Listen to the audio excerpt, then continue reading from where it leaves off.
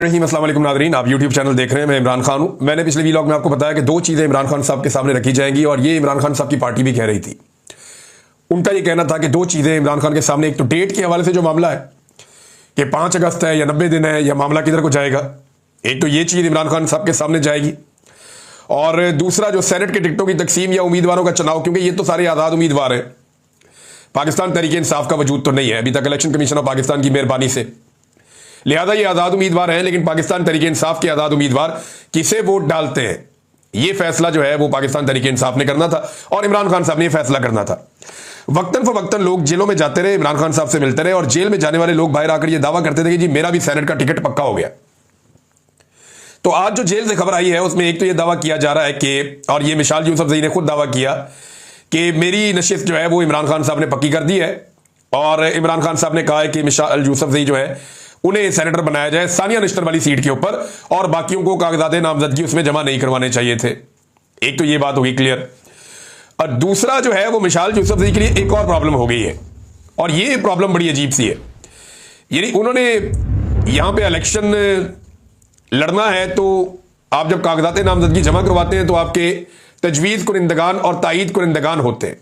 ये वो लोग हैं जो तजवीज़ और तायीद करते हैं कि जनाब ये हमारी तरफ से ये उम्मीदवार के तौर पर खड़ी है। अरकान असेंबली होते हैं। तो मिशाल यूसुफजई के तजवीज़ और तायीद कुरिंदगान वो नहीं आए। इलेक्शन कमीशन ने एक दिन का टाइम दिया है।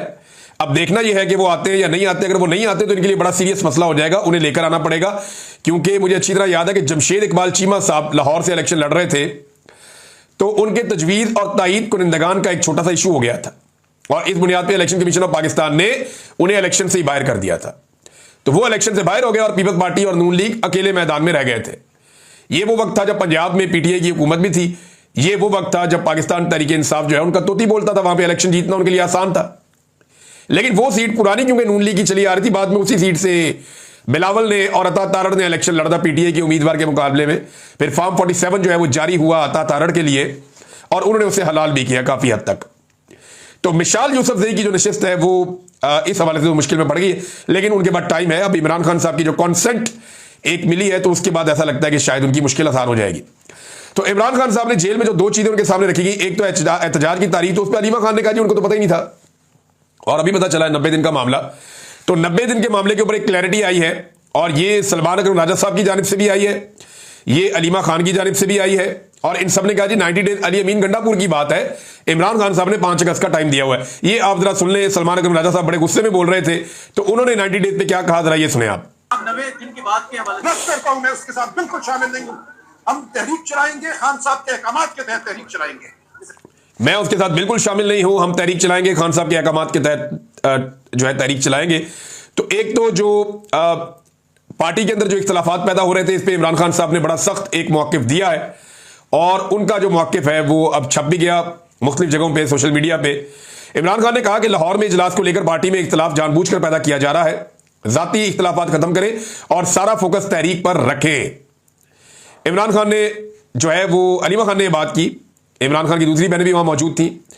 उन्होंने कहा कि इमरान खान ने आज 2 पैगाम दिए हैं और कहा है कि उनके साथ और बुशरा बीबी के साथ जुल्म हो रहा है, मेरे टीवी और अखबार बंद किए हुए हैं, सुपरिटेंडेंट जेल और कर्नल साहब ने इंसानी हकूक खत्म किए हुए हैं, मेरे साथ हुए सलूक का हिसाब होना चाहिए। यह सब एक शख्स के कहने पर किया जा रहा है। अच्छा, इस हवाले से इमरान खान साहब का एक स्टेटमेंट भी है, उनकी बहन ने जो बताया, उन्होंने कहा बड़े सख्त अंदाज में इमरान खान साहब ने यह बात की है। तो जरा ये सुन लें कि इमरान खान ने अपनी बहन को क्या कहा कि कौन जिम्मेदार है, ये देखें आप। अगर मुझे जेल में कुछ होता है उसका जिम्मेदार आसिम मुनीर होगा और आसिम मुनीर उन्होंने हिदायत दी है अपनी पार्टी को कि आप आसिम मुनीर का हिसाब लेंगे अगर मुझे जेल में कुछ हुआ, क्योंकि ये जिस तरफ लेकर जा रहे हैं आपको नजर आ रहा है कि इमरान खान को उस कैद में रखा हुआ है। ये मैं आपको अब कह रही हूँ। अब ये इमरान खान साहब कह रहे हैं कि अगर मुझे जेल में कुछ हुआ तो जिम्मेदारी जो है वो आसिम मुनीर की होगी, फील्ड मार्शल आसिम मुनीर। और फिर दोबारा से उन्होंने कर्नल की भी बात की, उन्होंने सुपरिटेंडेंट की भी बात की, बल्कि इमरान खान ने कहा कि मैं जानता हूं वो कर्नल कौन है और मुझे इसके बारे में इंफॉर्मेशन है। फिर भी बता रहे हमसे हमारी सहूलियात वापस ले ली गई हैं और लगातार परेशान किया जा रहा है। इमरान खान साहब की बॉडी के ऊपर जो मैस है, जो गोश्त होता है या जो मसल्स होते हैं वो कमजोर हो रहे हैं क्योंकि अब उन्हें वो जेल के अंदर बाहर निकलने की और ज्यादा वॉक करने की या वर्जिश करने की इजाजत नहीं है। तो एक आदमी को आप अकेला रखें, छोटे से सेल में बंद रखे तो अल्टीमेटली उसके जिस्म का गोश्त कम होना शुरू हो जाता है। और ये मैंने प्रैक्टिकली खुद इसको मेरा अपना इस पे एक एक्सपीरियंस है। मेरा 30 किलो के करीब वजन कम हो गया था लगभग, तो जब मुझे कैद में डाला हुआ था। तो ये बड़ी तेजी से वजन गिरता है अगर आपको बाहर ना निकाले। मुझे तो 1 मिनट भी बाहर नहीं निकाला। मैं तो जहां पहले दिन अंदर गया मुझे वो अंदर ही रखते थे, बाहर निकालते ही नहीं थे। तो एक दफा भी बाहर नहीं निकाला, सिवाय इसके कि जब छोड़ा मुझे तो वो वजन वाकई कम होता है। आपको खाना भी मिले फिर भी आपका वजन कम होता है, क्योंकि आपके पास मसल को आप हरकत नहीं दे रहे होते, वर्जिश करने का आपको मौका नहीं मिल रहा होता, या वॉक करने के लिए आपको जगह नहीं मिल रही होती। तो फिर ये आपके साथ होता है। बहरहाल ये इमरान खान साहब ने कहा, पैगामात ये है कि पार्टी के अंदर जो इख्तलाफात है उन्हें खत्म किया जाए। लाहौर के अंदर जो हुआ उसको इन्होंने खुशाइन करार दिया। मिर्जा अफरीदी के हवाले से कोई क्लैरिटी जेल में से नहीं आई। कुछ लोग ये दावा कर रहे हैं कि इमरान खान साहब ने मिर्जा अफरीदी का जो टिकट है उसको कंफर्म कर दिया। कुछ लोग ये दावा कर रहे हैं, कुछ लोग इसके बारे में कुछ नहीं कह रहे। अच्छा, जो लोग दावा कर रहे हैं उनके अकाउंट्स को अगर आप देखें तो वो पहले भी थोड़ा सा मिर्जा अफरीदी को सपोर्ट करते रहे हैं। तो पैसे वाला आदमी है, सपोर्ट तो उसे मिल ही जाती है। लेकिन यहां पे एक चीज और बड़ी अजीब है। इमरान खान साहब ने जेल में मुख्तलिफ लोगों को बार बार यह कहा कि आप भी सेनेट के उम्मीदवार हैं, आपको भी बना सकते हैं, आपको भी बना सकते हैं, या आपको बनाएंगे, या तुम्हें चलो सेनेट में एडजस्ट कर देंगे। अब वो ये करते करते वो बंदे हो गए ज्यादा और सीटें रह गई हैं कम। अब इस वक्त जो पोजीशन है वो ये है कि 7 नशिस्तें हैं सेनेट के अंदर जो जनरल नशिस्तें हैं, उनमें से पीटीआई को 6 जीतनी चाहिए थी, लेकिन फिर मखसूस नशिस्तों वाला मामला आ गया। अब भी पीटीआई अगर मैनेज कर ले तो वो 5 जीत सकती है, लेकिन जो ग्राउंड पे नजर आ रहा है पीटीआई इसमें से मैक्सिमम 4 सीटें जीत पाएगी। तो बंदे तो कम हो गए हैं, तो आसरा ज्यादा बंदों को किया हुआ है।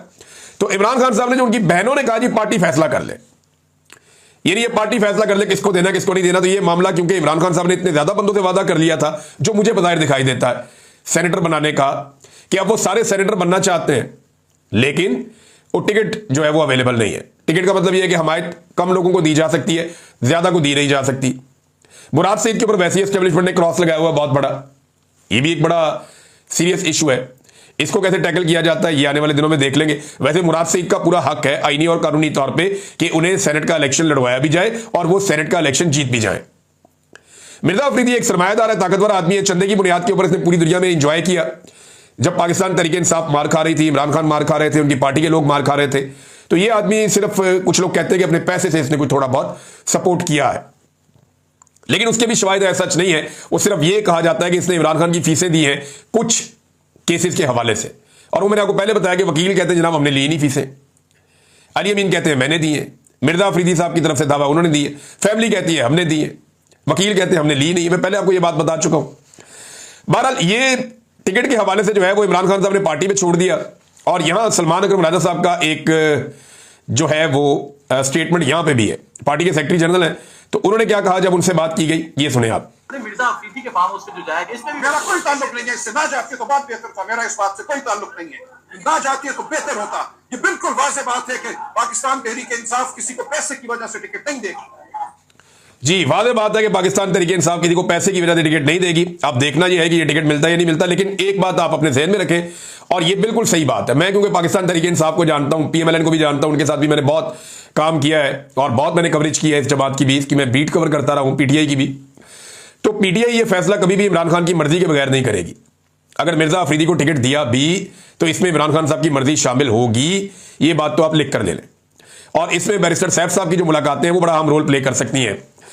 तो नाज़रीन एक और बात की इमरान खान साहब की बहनों ने, और उन्होंने कहा कि कुलभूषण यादव को भी आसान जेल में रखा गया हुआ है इमरान खान साहब की निस्बत, यानी जो इमरान खान के साथ किया जा रहा है ऐसा तो कुलभूषण यादव के साथ भी नहीं किया गया, ये इमरान खान साहब की बहनों ने कहा।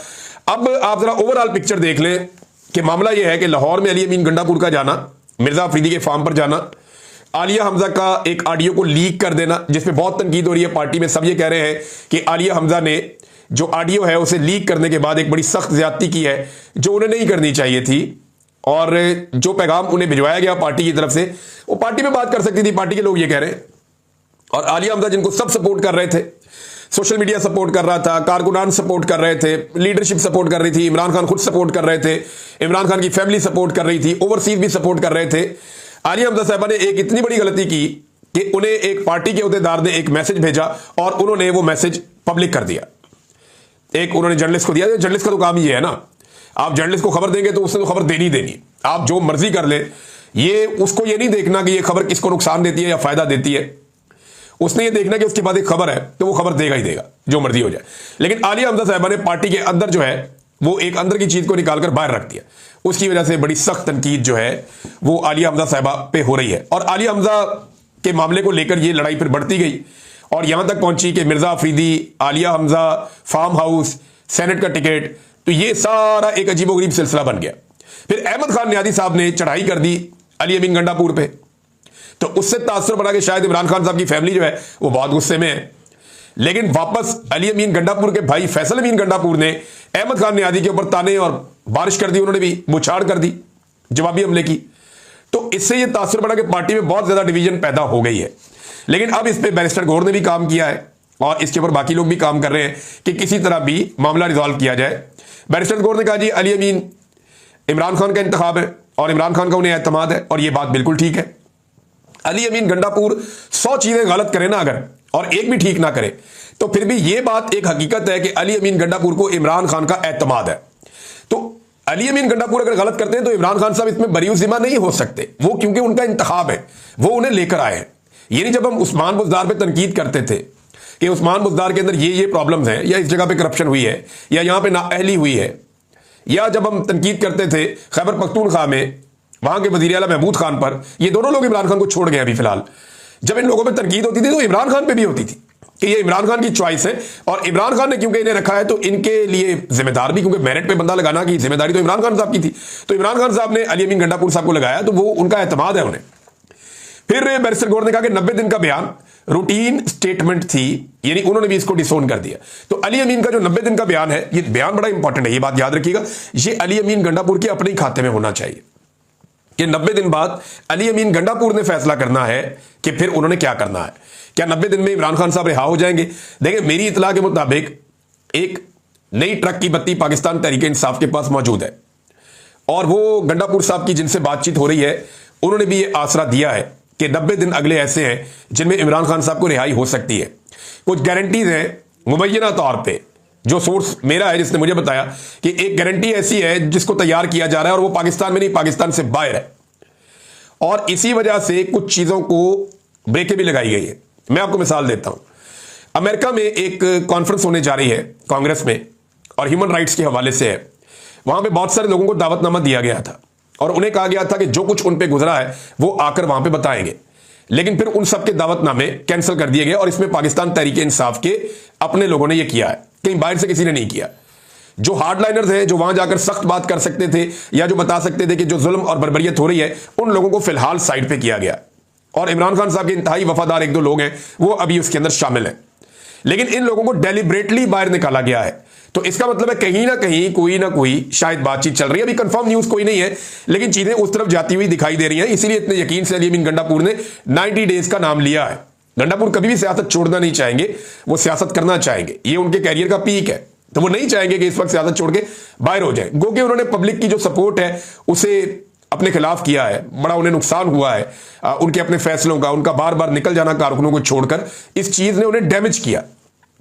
लेकिन इसके बावजूद अली अमीन गंडापुर सियासत छोड़ना नहीं चाहेंगे, उनके पास कोई ना कोई आसरा ऐसा है कि 90 डेज में इमरान खान बाहर आ जाएंगे। लेकिन अगर नहीं आते, क्योंकि बार बार एस्टेब्लिशमेंट ने अपने वादे तोड़े हैं, अगर नहीं आते तो गंडापुर साहब पे दबाव बहुत बनेगा, फिर उनको एक नया बहाना बनाना पड़ेगा, कोई ना कोई बहाना तो उनके पास होगा। नाज़रीन, ये तो पाकिस्तान तहरीक इंसाफ की अंदरूनी सूरत-ए-हाल है। एक और पाकिस्तान तहरीक इंसाफ के बंदे के ऊपर अटैक कर दिया गया, वो जमशेद दस्ती है और इलेक्शन कमीशन ने पाकिस्तान तहरीक इंसाफ के रुकन कौमी असम्बली जमशेद दस्ती की नाअहली का तहरीरी फैसला जारी कर दिया है। फैसले के मुताबिक जमशेद दस्ती मैट्रिक और FA की डिग्री होल्डर के रिकॉर्ड में मौजूद नहीं है। गलत बयानी की है, जाली सनद वाला मामला है। आईने पाकिस्तान के 62 और 63 के तहत नाअहल करार दिए जाते हैं। जमशेद दस्ती की नशिस्त फौरी तौर पर खाली तसव्वुर होगी। यह वो केस है जिसमें जमशेद दस्ती को पहले भी एक मरतबा नाअहल करार दे दिया गया है। माजी में भी जमशेद दस्ती को नाअहल किया गया था इसी सीट के ऊपर। अभी इस आदमी के ऊपर दबाव है कि एस्टेब्लिशमेंट की बात माने और जैसे एस्टेब्लिशमेंट कह रही है वैसे चले। ये आदमी बात मान नहीं रहा और पुराना एक केस निकालकर, यानी देखिए ये केस पहले जरदारी के दौर में हो चुका है, जब जरदारी सदर पाकिस्तान थे तो जमशेद दस्ती को इसी बुनियाद पे नाअहल किया गया था। जब वो नाअहल हुए तो अदालत ने उन्हें इजाजत दी, वो दोबारा गए, इलेक्शन लड़े और इलेक्ट होकर दोबारा कौमी असम्बली में आ गए। अब उसी बुनियाद पे दोबारा कैसे कर सकते हैं, क्योंकि कानून ये कहता है कि एक आदमी को एक जुर्म में एक मरतबा सजा हो सकती है, दोबारा नहीं हो सकती। एक जुर्म में एक नाअहली हो सकती है, दोबारा नहीं हो सकती। और सवाल यह पैदा होता है कि जब इलेक्शन कमीशन ऑफ पाकिस्तान इनकी पड़ताल कर रहा था तो उस वक्त इनको नाअहल क्यों नहीं किया? उस वक्त इलेक्शन लड़ने भी दिया, इलेक्शन जीतने भी दिया, फॉर्म 45 भी जारी हुए, फॉर्म 47 भी जारी हुए। लेकिन उसके बाद एक नई कहानी शुरू हो गई। और अब जो कहानी शुरू हो गई, इस कहानी के मुताबिक जमशेद दस्ती जो है वो अब रुकन कौमी असेंबली नहीं है, क्योंकि बात नहीं मान रहा। मेरे ख्याल में यह मामला अदालत में जाएगा। एक दिन पहले ही जो है आईनी अदालत के सरबराह ने बड़ी जबरदस्त बातें की हैं। देखते हैं ये मामला उनकी अदालत में जाता है तो वो क्या फैसला करते हैं। नाज़रीन, एक और खबर है, सनाउल्लाह मस्ती खेल साहब ने कुछ अहम चीजें तलब की हैं। सनाउल्लाह मस्ती खेल साहब ने पब्लिक अकाउंट कमेटी के इजलास में अरकान पार्लियामेंट, जर्नैलों और सुप्रीम कोर्ट के जज साहिबान को हासिल मुराद और तनख्वाहों की तफसीलात का मुतालबा किया है। अरकान पार्लियामेंट और ग्रेड 22 के अफसरान को हासिल तमाम मुराद और तनख्वाहों की तफसीलात दी जाएं। साथ ही जर्नैलों और सुप्रीम कोर्ट के जज साहिबान के पैकेज भी सामने लाए जाएं। ऐसा करने से हमेशा के लिए दूध का दूध और पानी का पानी हो जाएगा। सनाउल्लाह मस्ती खेल, तो यह बड़ा अच्छा मुतालबा है, एन जमहूरी मुतालबा है। अगर हजरत उमर फारूक रज़ी अल्लाह तआला से पूछा जा सकता है दूसरी चादर का हिसाब, तो ये जज और जर्नैल तो ये तो उनके पैरों की खाक के बराबर भी नहीं है। तो इन्हें क्या मुसीबत है कि ये ना बताएं? ये बिल्कुल कौमी असेंबली के अंदर ये डाटा आना चाहिए और ये डाटा बताया जाना चाहिए कौमी असेंबली के अंदर, ताकि कौम को पता चले कि किसके ऊपर कितना पैसा कौम खर्च कर रही है। नाज़रीन, वो चचा जिसने तनकीद की थी मरियम नवाज पे और आसिम मुनीर साहब पे, सभा सलार पे, वो चचा मिल गया, वो बाजियाब करवा लिया गया, यानी लापता हो गया था। पुलिस ने उसे गिरफ्तार किया, उसके बाद नहीं मिल रहा था, लेकिन बड़ी पॉजिटिव बॉडी लैंग्वेज के साथ चचा जो है वो बाजियाब हुआ। ऐसा लगता है ये पुलिस का ही काम था, और जिन्होंने उसको लापता किया वो उसकी तारीफें वहां पे भी शायद करते ही रहे होंगे। ये चचा आने वाले दिनों में बताएगा साजिद। अब वो बंदा मिल गया है और उसको देख के ऐसे लग रहा था कि जैसे कोई, उसने कहा जी मैंने किसी का नाम ही नहीं लिया।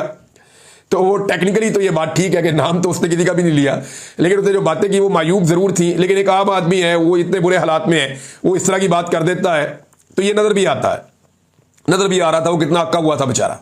लेकिन वो अच्छी बात यह है कि वो अपनी फैमिली को मिल गया और अब वो अपने घर चला जाएगा। नाज़रीन, अब तक के लिए इतना ही, अपना ख्याल रखिएगा।